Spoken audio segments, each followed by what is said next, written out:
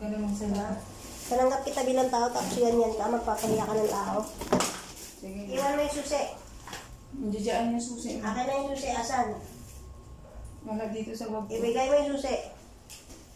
Akin na yung susi, umalis ka na.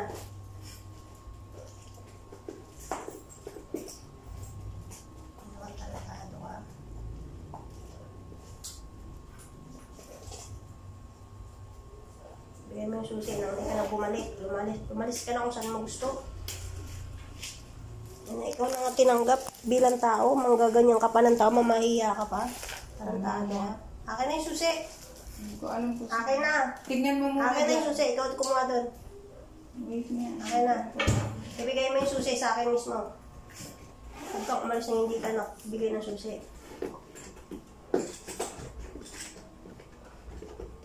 Tarantado ka. Alam mo, wala makakaalam sa ginagawa mo. Pumasok ka muna doon, magbibihis na. Akin na. Malis ka na. Akin na yung susi. Magbibihis nga Wala muna akong ako. pake Kahit sa'yo. isara mo muna Wala yan. akong pake sa'yo. Umalis ka. Basta umalis ka dito ngayon na.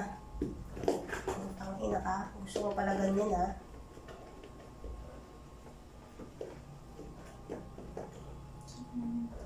Akin na.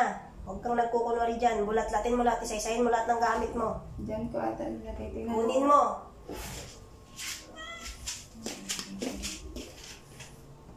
Iiwanan ko naman na talaga. Iwanan. Umalis ka na. Magbibihis lang. Umalis ka na. 5 minutes. Umalis ka na. Isip ka. Malakas ng loob mo mag-post sa page Animal ka. Minsan hindi kita pinaya. Wala kang narinig sa akin. Gago ka. Ngayon lang ako nagsalita dahil napuno na ako. Dami na damay. Hayop ka. Ultimo damit ko. Pinagamit ko pa sa'yo. May masuot ka lang. Tapos manggaganyan ka ng taon tumanggap sa'yo. Tado ka. Malis ka dun. Kala mo wala makakaalam dun sa post mo.